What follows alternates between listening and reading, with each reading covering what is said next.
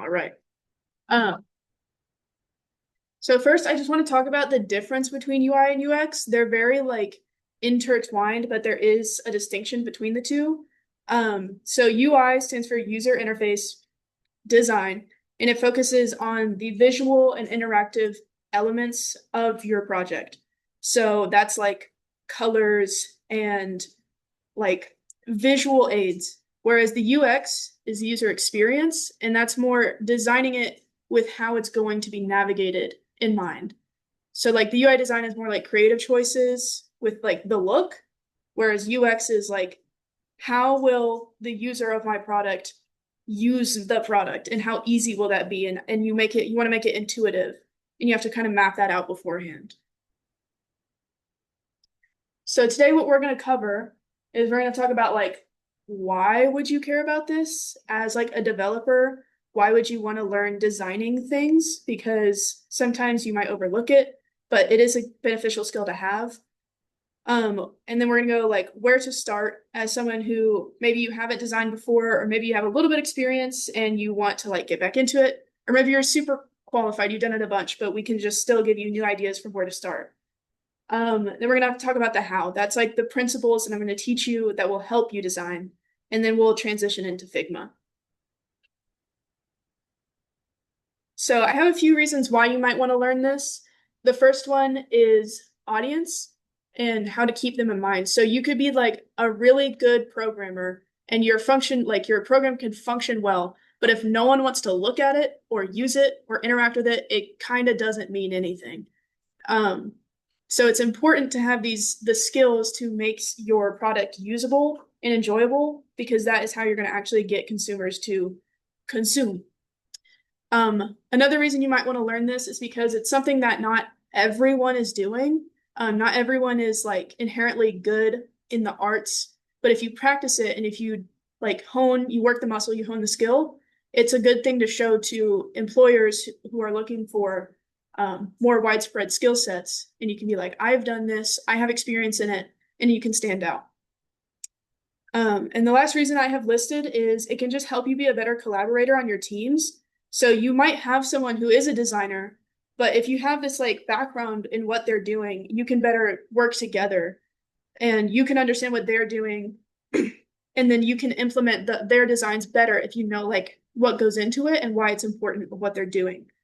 Also, if you have an idea of how designing works, it'll help you like take a design and translate it into code later because you have an idea of what like the intention is.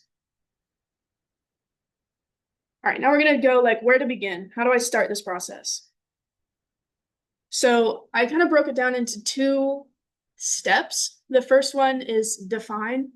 So you want to define like what is the goal of your project? What are you trying to do? What are you trying to communicate? Who are you trying to communicate it to? And like answering that will help inform the decisions you make. So if you're trying to be like, if your audience is like peers or younger people, you might choose more like bright or casual, like creative. You might make those creative choices to be casual or light. But if your audience is like someone maybe above you or a professional audience, you might make choices that are more like serious and like classy. I don't know. But just having those answers helps you design. And then the next step would be like, okay, I have an idea of what my project is, how I want it to kind of look. Now you can go find inspiration.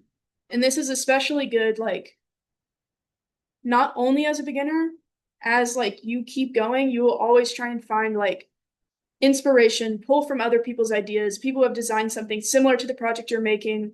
Or if you just go and you like something like artistically, you can incorporate those into your designs to make it stand out to other people. Because if something stood out to you from a design, it will probably enhance your design as well. Does that make sense? Are there any questions about these steps? Okay. So this is like the real beef of this presentation is the how, the principles, the skills, all of that goes into designing that you need to keep in mind. So we're going to go over layout, color, typography, and repetition. So first, the layout. this is like how you organize the information on the screen. And there's a lot that goes into this, and this isn't like a comprehensive list. There's a lot to consider when you're thinking about the layout. And this would be more of a like user experience. These aren't like, these can be a part of like creative choices, but mostly this is going to help people like navigate your space and like make clear distinctions of where the content is, what it means by like effectively designing the layout, if that makes sense.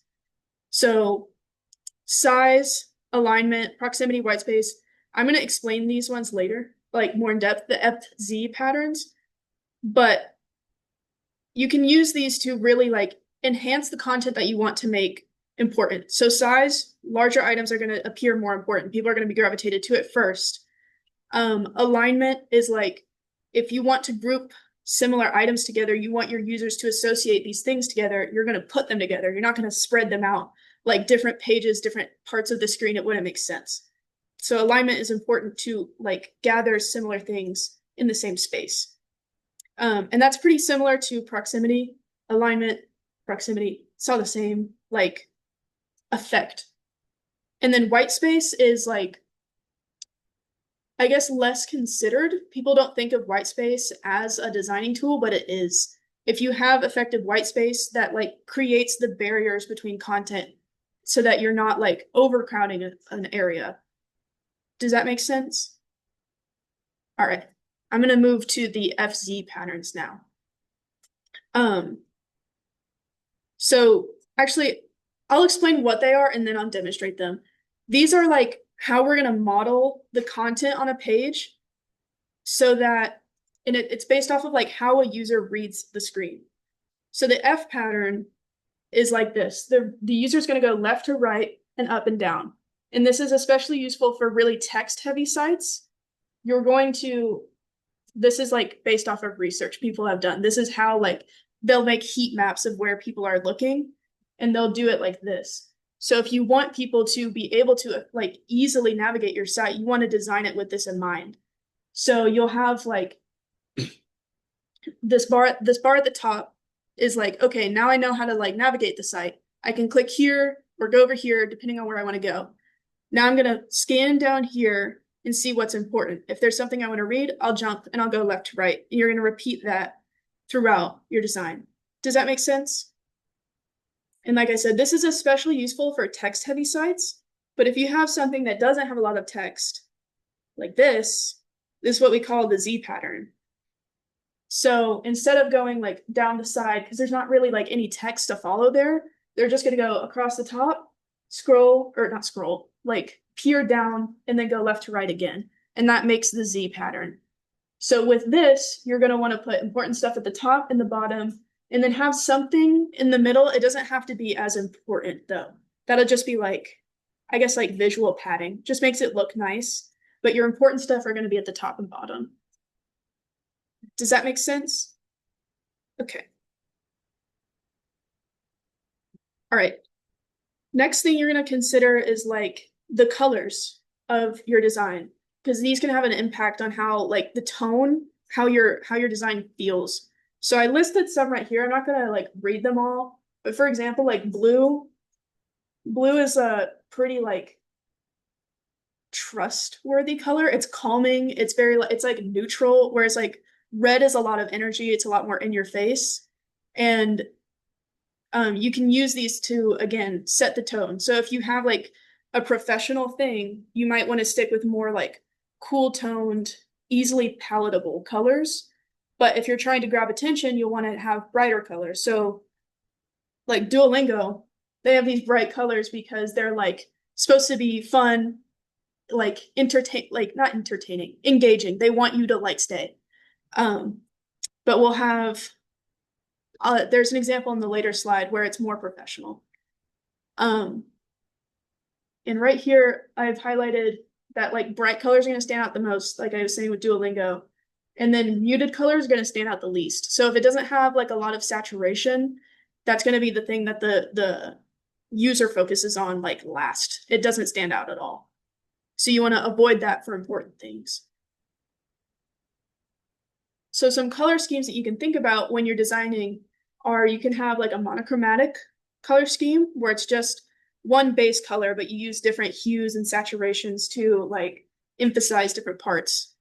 And if you do this, it makes it a little bit easier. Like you don't get lost in the weeds of having a bunch of different colors like interplaying all together. You can just stay consistent with one color. Um, and this is what I was talking about. This is like a more professional site where they're using like just tones of like neutral black, gray, white, and it sets like a more like sophisticated vibe rather than Duolingo, which is more like modern and in your face. Does that make sense? Okay. Um, the next one I included is like a complementary. So if you do want to have different colors, but you don't really know where to start, because it can be overwhelming, another option is doing complementary colors. And these are just colors that are opposite on the color wheel. So tech uses this because it's our school colors, but it is also a good example of like effectively separating parts of your site using just these two colors. And you can like they have a different shades of purple. Like you can still do that, but you can just play with two different colors without throwing in like five that you have to work with. Does that make sense? Yeah. It's one thing to say about this website. It has way too many videos. It drives me crazy. I could never find the video I need because it separates the three menus very nicely, but when you do that on a website, you don't want that many menus. At most have two, so there's no reason to throw it there. Yeah, it's kind of a lot to navigate, but color-wise, we can appreciate the separation. Were there any other questions about like color, how to decide what color you're going to use or anything like that? All right. Next, we're going to talk about typography. Typography is like its whole subsection of content. There's so much to talk about with it, but I just am going to touch on like the very simple four main types that you want to like concern yourself with. And that's sans, serif, script, and display. So sans, which I have right here. Sans is like going to be your this is like what a lot of websites use now. They'll use different like types of sans, but it's a sans font. It doesn't have these little like feet on the text, and it's not super stylized. It's just like easy to read, and it's usually considered more modern. And it's simple. Whereas serif fonts are more like formal. They're like from when we had newspapers and things would print and they would have the little feet. So now they're like associated with the professionalism of like a news publication would use a serif font. So if you want to have something like more classic or serious, you might think about using a serif font. And then script and display fonts are going to be used a lot less. You're going to stay like in the sans and serif family most of the time. But if you really want to throw something like make it pop, that's when you're going to turn and look to script or display fonts. So script fonts are like, they look handwritten. So this one looks like cursive, like calligraphy, basically. Whereas display fonts can kind of look like anything. They're just very bold and attention grabbing. So I just chose this like creepy one because I thought it was fun and it's October. But they're just, like I said, bold. They grab your attention. These are probably going to be like what are used at the top of like a magazine page, or like CNN has like their logo. It's like fancy. It's like different. That's not normal text. Those are display fonts. And then the last thing we're going to talk about is repetition. And this is like, if you have something that behaves the same way in different areas, you're going to want to use the same like visual cue. So in these examples, like it's hard to see because it's like white on white. Like you can tell this is going to have multiple images in the post because that's how they've repeatedly shown that it's going to have multiple images. And this one's going to be a reel because they like they have that visual cue that you have like repeated, and now the user understands inherently. Same thing with this. Like these are two different content types. Like you have a reel and you have a post, but the actions that you can take on them are represented in the same way. You can have a like, comment, repost, share, like, comment, repost, share. So when you're designing something, you want to keep that in mind to where like you want to, if you're something you're designing has the same function all throughout, use these same things that your user doesn't get confused or doesn't know like what something is doing, if that makes sense.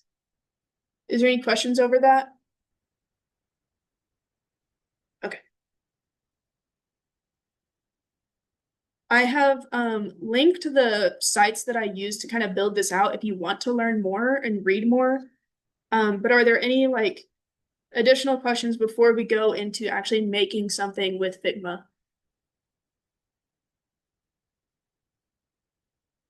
Yes. How important are these standards in creating? I would say it depends on like the level, like the audience that you're designing for. So if you're making something for like yourself, it's like a project of your own, I wouldn't worry about it. But if you're trying to scale it up, like you want it to be marketable and you want it to reach a wide audience, then you need to start considering those things. It really depends on the audience. Does that make sense? Does that answer it? Yeah. Yeah. Um, I already. Oh, okay. All right. Then we can transition into building with Figma. So, it used to go away.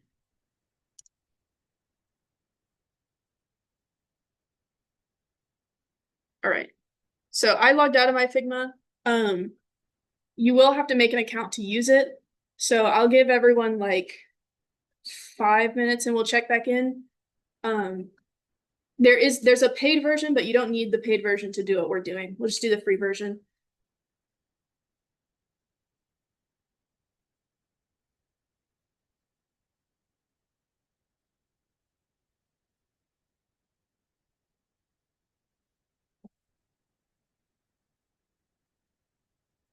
Um, you know, like Kayla Humphrey, right? She's a part of this club. Hmm? Kayla Humphrey, she's part of this club. Yeah. Right? Okay, yeah. She's I'm gonna apply to her that she suggested this to me.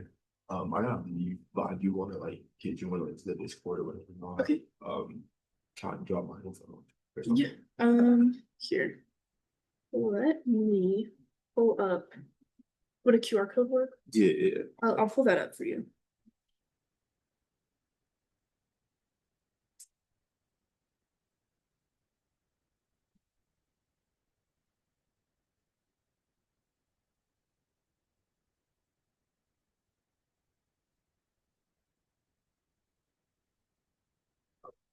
Perfect. And then if you want to see the rest of what we do, I'm gonna post it like after. So. Right. Mhm.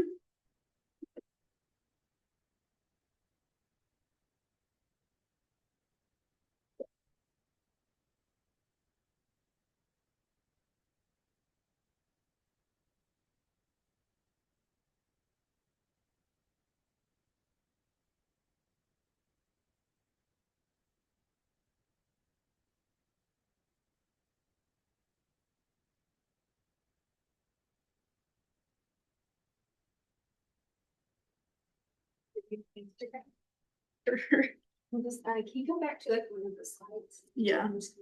Here, I'll just go to the front one. I didn't know this before they started the club. Or at the start of the meeting.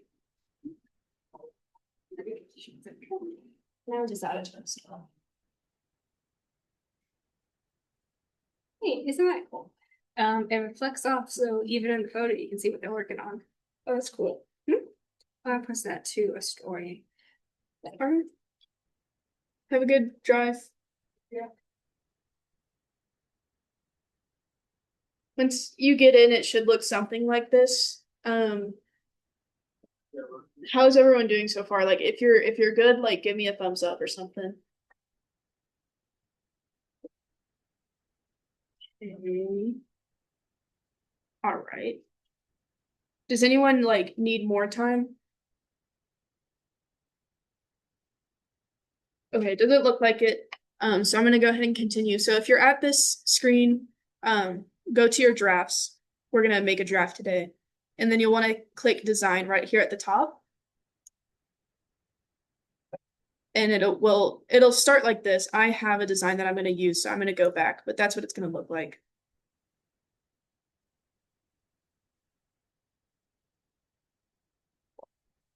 All right, so first we're going to like name it. So you can just come over here and you can like double click and then you can edit the name. You can name it whatever you want. You can keep it as whatever it like untitled. It doesn't matter. But if you do want to name it, that's where you can do it. And then this is this is an image. I posted it in the Discord. Is everyone able to access it? This is like what we're gonna base it off of, and I think it'll be easy if you have it like right next to you in the actual like editor to work side by side. Actually need a different one. If you have access to it, you can just put like wherever you have it downloaded, you can pull it up and just drag it in and it'll put it there. And you can put it within a frame if you want to. So a frame, you will come down here and you can click this and you can make like a free form section. This is like your workstation, like your work area. This is what the actual design is on. I personally don't put my inspirations in a frame because it's not the design. I just kind of like put them all over the workspace and go from there. But that's up to you. Now for the actual design, we will want to use a frame. And Figma has this good tool where you can select the frame size based on what you're designing for. So we're doing desktop. So you can come to frame and you'll see over here, it has different sizes that you can choose from. So it'll start like this. And so we're gonna go click into desktop. And then in the menu, it will just have a desktop like standard. You can click that and it will go ahead and make a frame for you. And I'm gonna move mine right here.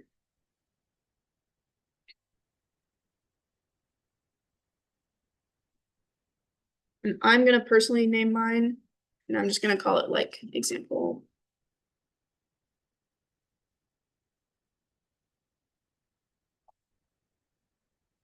Design.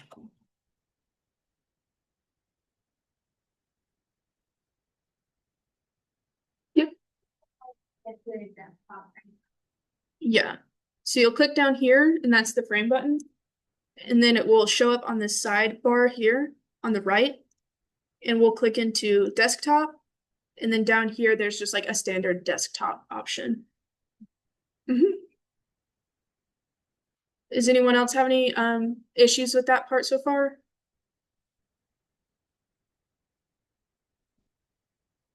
All right.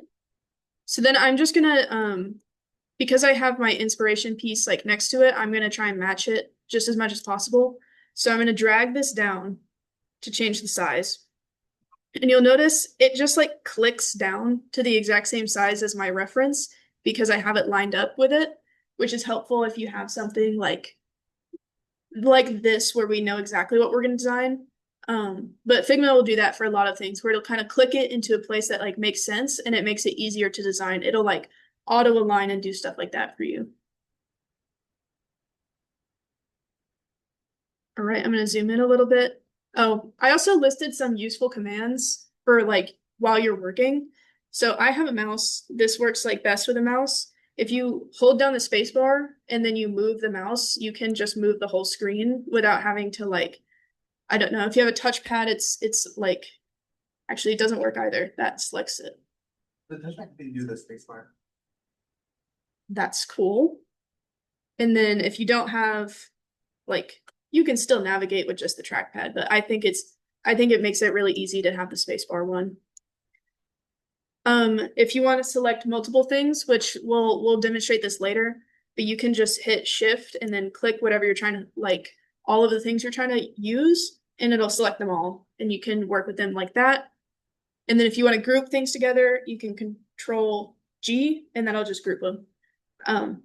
But we're going to use these later, so you don't need to like memorize them or anything. I thought it'd just be helpful to have it on the screen.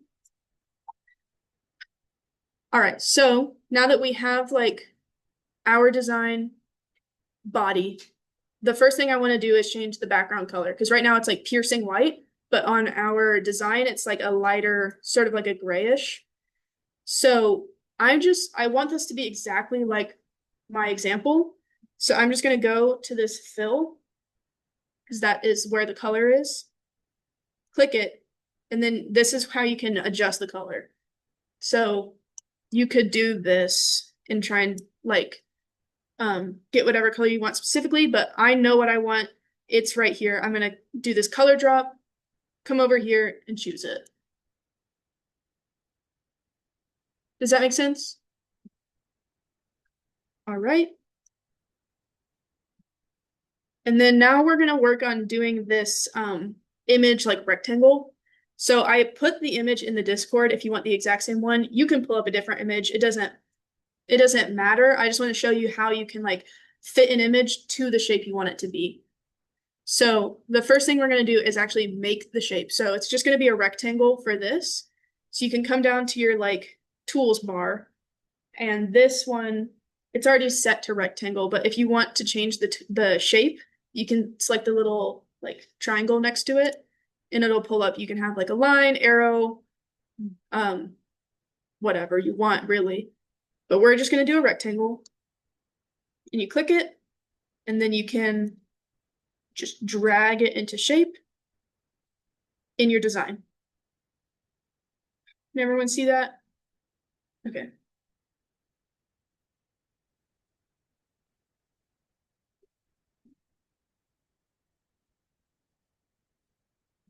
I'm gonna point out on this right-hand side, you can see the dimensions of your shape. So right now we have it at 1440, 591. From when I did this, like when I was making the lesson, I know that I want the rectangle to be 1440 and 613. So I'm just gonna come right over here and I'm gonna change the H value to 613. All right. Set it up like that. All right. And then now I'm gonna get my image up. So give me a second.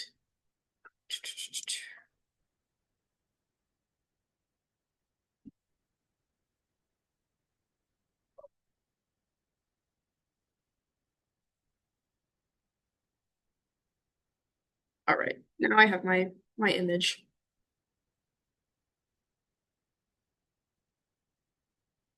I'm gonna give everyone a second to pull something up so that they can follow along with this part.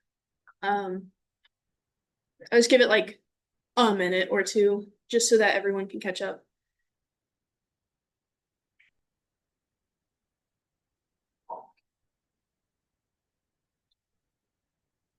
And then, are there any questions of how we got to this point so far?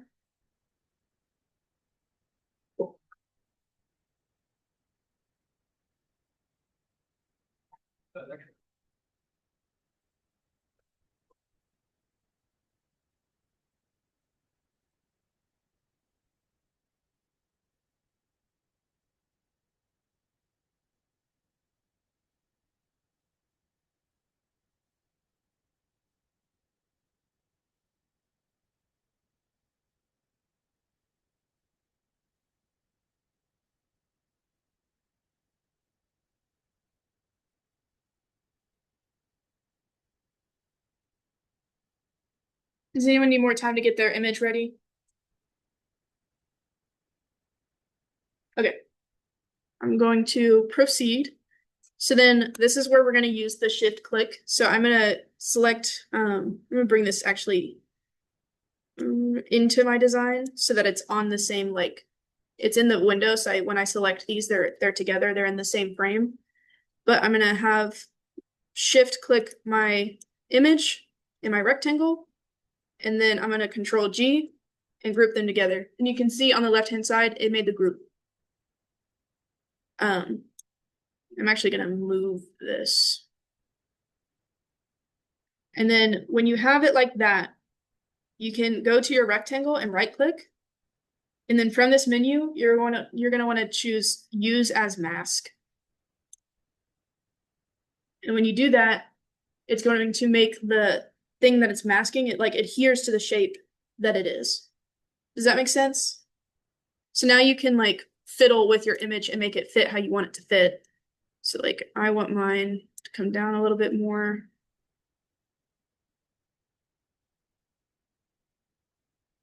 There we go. And now it looks like how I want it to look.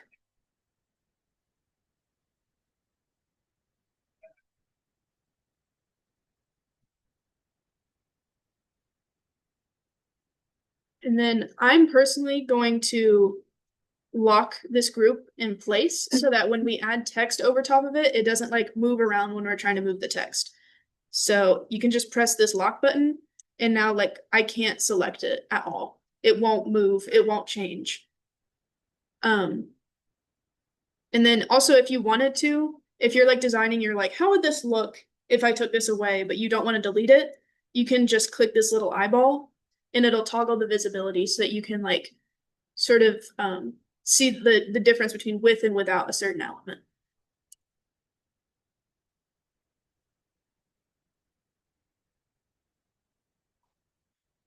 All right. And so next we're just gonna add like the your name text. All of this text we're gonna fill out. So I'll just come down here to the little text box in the toolbar and I'll put it right up here. And to edit the way that your text looks, it's gonna be on this right-hand bar. And so I'm gonna choose, since we talked about sans, I'm gonna use Noto sans. I'm gonna use this font. Bye. We're gonna make it display bold. We'll see how that looks. And then we're gonna make it really big. All right. So now it looks like that. I set it to 96. I'm probably gonna make it a little bit bigger to match my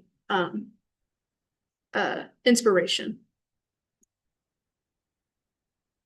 Now I have it at 128 and I'll put my name. And it doesn't have to be like precisely lined up anywhere, just as long as it looks like similar to your design and your inspiration and you're happy with it, that's good. And I just want to like showcase this feature of Figma. Say you have a text box that isn't actually representative of the text within it. You can just come over here to this resizing on the right-hand side and click this, and that will just fix it for you, which is really helpful for if you have like a bunch of different things. And you're like, it becomes helpful when you have a bunch on the same thing. You can just quickly resize it.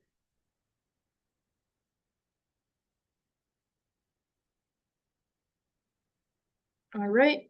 And then I'm just gonna add like 3 more of these bolder texts. They're probably gonna be one like font, like the auto sizes, one less than the 128, and then we'll go from there.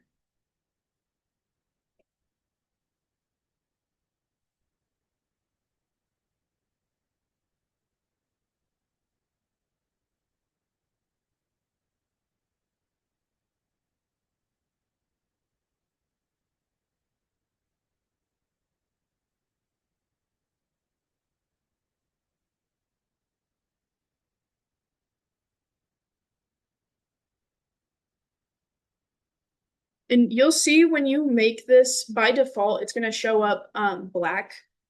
But in our design, it's like a dark blue.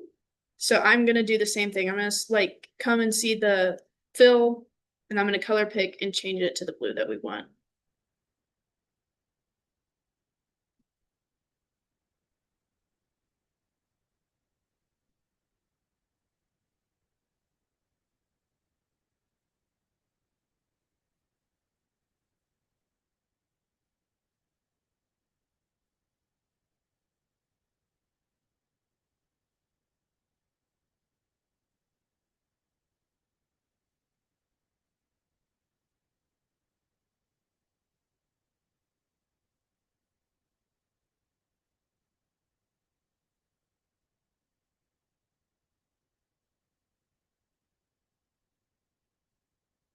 Are there any questions so far?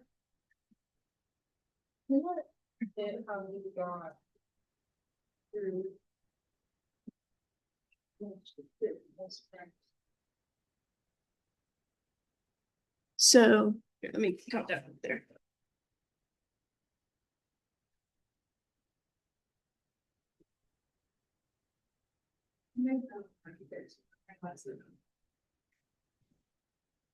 Because I like. So it'd be easier if we capture it on like the file, and see everything. So right now, like it's in the same desktop window, which is good. So then you'll want to like merge these two together. So you can shift like now they're together and I'll change group them. And then we'll go to your rectangle. And you'll use it as and then now when you adjust it, it will just fit that space of the rectangle.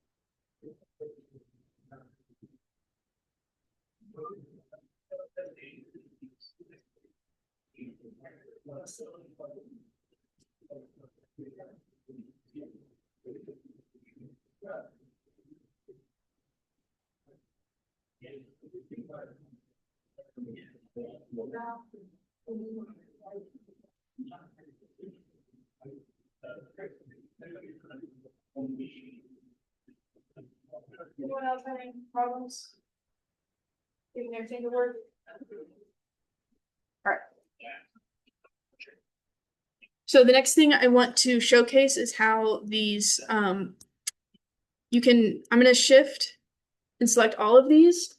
And then if you come up to this like position section of the right hand, like, nav bar, you can have,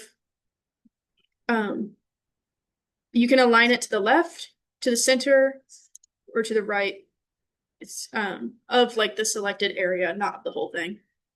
But you can also, if you come over here to the like far right, it's like a little box with 3 lines in it. You can do distribute spacing. So if I do distribute vertical, now they're all like distributed evenly. And then I can do the center alignment, and now they're distributed evenly and they're aligned along like the same axis and centered. So that makes everything like consistent. Okay. And then I'm gonna skip this little like skills text just because like you've seen how to add the text. I don't need to do it again. But if you want to add that, feel free. Now I'm gonna do these like this little grid of boxes. So the same idea, we're gonna insert a shape down here, and we're just gonna make our little box, our little rectangle. And you can do this grid however you want. It's just like a placeholder in the design. You'll fill it in later. But I'll just do something like this. And then I'm gonna copy and paste it and just make 3. And I want this to be centered along my project. So I selected all 3 of them, and I'm just dragging it until I get that center like red line all the way down the middle. And then again, I'm going to select all of these, copy paste, and then I'm just going to make the next row. And this isn't exact to this right now. I just wanted to like show it off. You can make it however you want.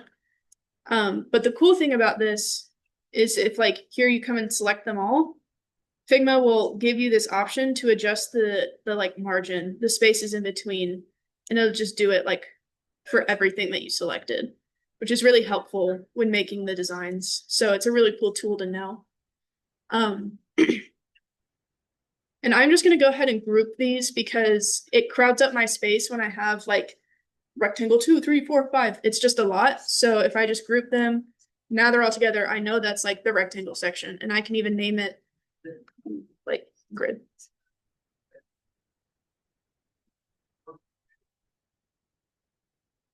And if you come in, you can still individually adjust these as well if you wanted to.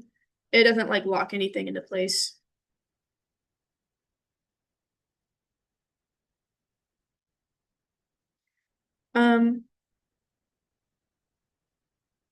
And then the last thing I wanted to show about these like rectangles, which is another cool feature about Figma, is a lot of the time in like our designs, people don't like having these really sharp like edges with like these squares and stuff like that. It's often going to be like a rounded corner.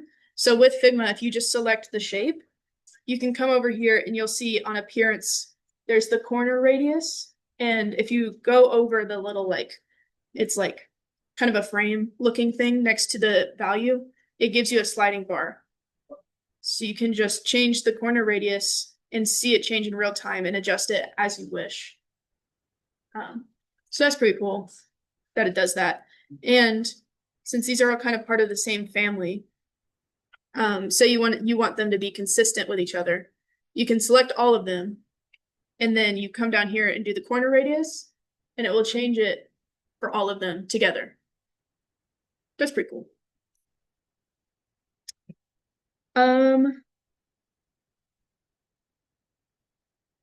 Yeah. The last thing would just be adding like the blue rectangle at the bottom, which you know how to do now, and adding the text at the nav bar, which you also know how to do. Does anyone like distinctly really want me to show you guys how to do that? Okay. I figured I didn't want to like just spend too much time doing the exact same thing. The last thing I want to talk about, there's a few things, but one of them is like, where did I get this color scheme that I've just had floating right here? So I got this off a website called Color Hunt, and it just has a bunch of palettes. So this is like really helpful, especially if you feel like overwhelmed with colors and like what to decide. This is a helpful place that you can go that will just give you some, and you can say, oh, I really like that one. I'm going to try and implement this color scheme. And I think it's like, especially if you haven't done like anything with design, it's really helpful. And then me personally, I don't know color theory. I don't know it in that much depth. So this helps me too to get like a jumping off point. So I thought that would be useful to point out. And then there's also just some things about Figma specifically that I wanted to show. Hold on, I gotta get back. This thing is being annoying.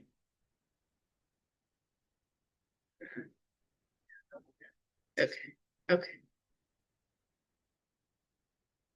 So since Figma is like a thing for designing specifically like websites and stuff like that, it has this button right here next to the share where you can preview how it looks. So there's present and preview. Present will like bring you into a new tab and it'll be like more formal. But if you just want to preview how your design looks and how it will show up on the screen, then you can press the little preview button and it'll pull it up in the, like, since we selected a desktop frame, it's pulling it up in like a desktop view. And I think this is really cool for like when you're in the middle of your project and you're like, how is this actually going to translate when people see it on their computer? You can just come over here and you can actually demo it for yourself and get a good idea. So I wanted to show that. If you have like, if you design like something like a graphical thing, like an icon or something, and you want to export it, we don't have anything on there right now like that, but say this had something like really cool I wanted to get out there. You can come down to the bottom and do export, and you can export it as like any of these types, these file types, and you can change the like quality and stuff like that. And then you can just export it, and it's like really easy to get those, share those things with like collaborators or something like that. Another thing I wanted to show is, say like I wanted to add outlines to a shape. If you come down here, that is what this stroke thing is for. The function of it is like it will add an outline. So you can change the weight of the outline. You can change where it's like, I don't know how to describe it, but like where it's coming from. So like right now it's changing on the outside. If you do it inside, it will like go towards the inside when you increase the weight, etc. And then you can change the color, all that fun stuff.